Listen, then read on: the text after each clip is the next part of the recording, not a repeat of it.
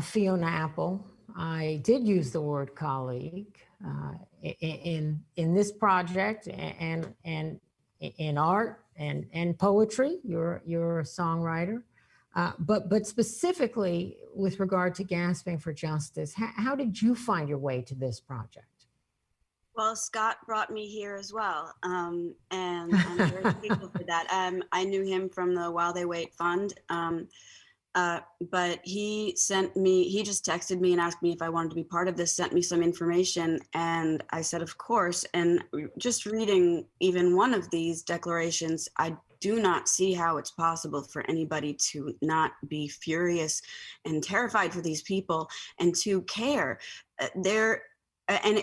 It's a disgrace. It's a total disregard for life and for who these people are, aside from whatever they did in their lives or whatever happened in their lives that they ended up in prison. It's a total disregard for who they are, what they are, and what they're made of. They are not what they did or why. They're not just prisoners. They are people with lives and with families and with hopes and with thoughts and with great hearts and with great minds. And we're losing them. We're depriving ourselves of really wonderful people. Maybe they're not all wonderful people, but they are all people, and they do not deserve to be put in basically these fucking death camps and be treated like they're in this incredible abusive relationship with everybody in the world, and the people who are there who are supposed to be taking care of them are abusing them as well. And I think that, for me, I had two things in my life that really make this personal to me, and it should be personal to everyone because everybody can relate on some level, even if it's just tiny. For me, when I was a very young woman, I was in an abusive relationship, and I happened to get the worst case of food poisoning I'd ever gotten. I didn't know it was food poisoning at the time, so I was really scared. I went into the bathroom and fell down on the floor and was screaming for help. My boyfriend at the time decided that I was lying. I was manipulating him. I was just trying to get out of doing whatever he wanted me to do that night. So he wouldn't even throw me a pillow or a blanket on the floor, and he screamed at me, and then he left. I didn't have a cell phone, and I didn't know it was just food poisoning, and I couldn't reach anybody, and I couldn't get out of the bathroom. It was just about 2 or 3 hours, and I was in my own home, but I was more terrified than I think I've ever been, and I've been really terrified in my life at other times, but this was so prolonged terrifying because I didn't know how I was going to reach anybody, and I felt like I was dying, And so to read these declarations of these people who are without any help, without anybody to come, in 2 or 3 hours, their fucking boyfriend's not coming back and apologizing to them. Nobody's coming to apologizing to them. Nobody's listening to them. So yeah, that makes me it does not sit with me all right. I can't just sit here with that because I know a little bit of what they might be feeling, just a little bit. The other thing that connects me to this is the fact that in 2012, I was arrested for having a felony amount of hash. Now, I was in jail for one night, and I was out the next day, and I don't have a record. And I was able to go and spend the last 8 years living my life and becoming whatever I'm becoming, and making an album, that now is making my life, making me feel a lot better about myself. If I had not been white, if I had not had the money for cash, for the bail, if I had not had the money to get a fancy lawyer who knew his way around the system, who knew it had connections there, I would be sitting in that jail until like yesterday. Mm-hmm. And I would not have been able to do anything that I've done in the past few years. And so for those two reasons, this is very, very important to me. It's very personal to me. And I feel very close to these people inside. And I think that anybody out there could probably find 1 or 2 instances in their life where they at least felt anytime you felt a little bit alone, a little bit afraid, a little bit disbelieved, a little bit forgotten about, just magnify that by an unimaginable amount and then ask yourself why you're not doing something. And the only thing it feels like the best thing, at least right now, best thing I can do, I'm not that educated, I don't have any other skills, but I can lend my voice. And it is such a tragedy that they don't have a voice, that they've lost their voice and they don't get to tell their story and they don't get to tell anything. It's it's not okay. And so that's why I'm here. Yeah, and dovetails precisely with what Dwayne Betts just said about we have lawyers speak for these people and judges speak for these people, and very, very rarely, if ever, do we allow people who have been incarcerated, arrested, speak for themselves.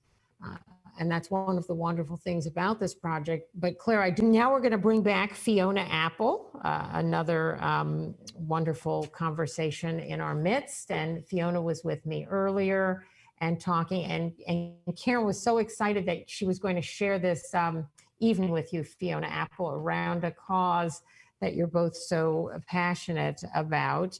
And I was going to have you go right into your reading, but I want to pick up on something before I do, something that Karen just said that reminded me of something you'd said earlier, and I think they fit together.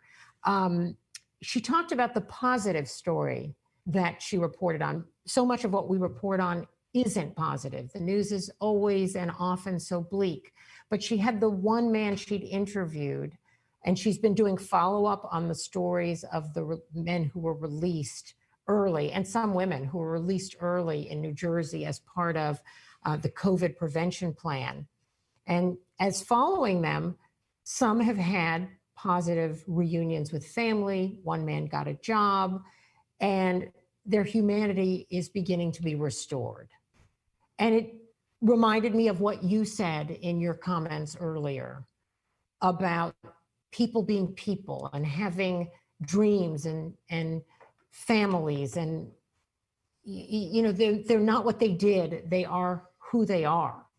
Would you want to comment at all on what Karen was saying about looking for the positive and remembering what we have in common more than what we don't? Well, I'm not the best one for finding the positive in things. But I think that I think that this Gasping for Justice thing is an incredibly positive thing. I feel like if I were inside and I knew that at least some people were reading the statements that I had written, I think that might even carry me through a little longer. So I feel very good about this, and I would read a million of these, as hard as it is to do it. I would make my next album just me reading a bunch of these if it would help more.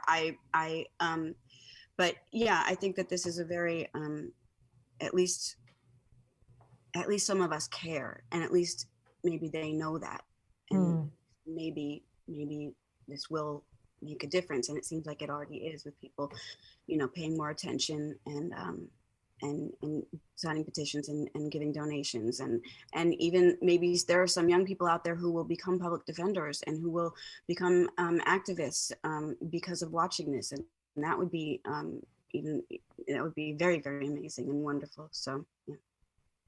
Well, I am going to let you close out our event, Fiona Apple. I want to say before you do that people should go to gaspingforjustice.org if they want to add their voice or take action or just learn more. And they can see your piece again. We're going to have you perform it live, which of course is really exciting. But if they want to hear it again, or really lean into the words, or see all of the other 60, there are 6160, and then there are many, many more because people have lent their voices. They can hear all of that at gaspingforjustice.org. And there's the take action button. There's a lot of information there. So I want to encourage people to go there. And I just want to thank you for your participation in it. And now I'm going to turn the floor over to you, and we are going to hear you read statement number 10-2 from Prince George's County Jail. I am currently incarcerated at the Prince George's County Jail in Upper Marlboro, Maryland. I contracted the coronavirus while detained at the jail and have since tested positive. At the medical unit, they put me in the isolation cell. It has mucus and blood dried all around the walls, 360 degrees. I wish you could come and take pictures of it. When I say mucus and blood on the walls, I mean it. Thick yellow, some green, some yellow with red blood in it. I can also tell that someone was bleeding in that isolation cell because there's blood all along the floor under the bed. And I had to sleep in there and live in there. I asked to be moved to a different cell, but the COs told me, you put yourself in this situation, so you need to deal with it. For the first 3 hours, they made me sit in the isolation cell without any linens. I kept asking for sheets and blankets, and I had to kick my cell door just to get their attention. I told them that I was feeling very cold and feeling very sick, and that I just wanted linens so that I could go to bed. Finally, after 3 hours, they gave me linens, but they were dirty. The sheets were stained with big yellow drool stains. I asked for clean sheets, but they wouldn't give me new sheets. So I put the stained ends of the sheets toward the foot of my bed, so at least they wouldn't be near my face. When they moved me out of the isolation cell to the 10-man cell, the COs also had me put my sheets into a red bag labeled hazardous. Then when I went over to the 10-man cell, they told me they weren't going to give me fresh sheets after all. They made me pull my dirty sheets back out of the red hazard bag, even though there was other contaminated stuff in there. And those are the sheets I'm still sleeping in now. When we really need something, the staff will open the door and throw stuff at us through the door. It makes me feel like an animal. There's also a pile of trash building up inside of our unit, which they won't take away. There are fumes from guys getting sick in those trash bags. There's spit on top of it and in it, and the trash is just closed in here with us. I understand I have a disease, but it's not like I volunteered for this. I've lost my spirit, sort of given up being in this situation. We're in the medical unit, but there's nothing medical or sanitary about it.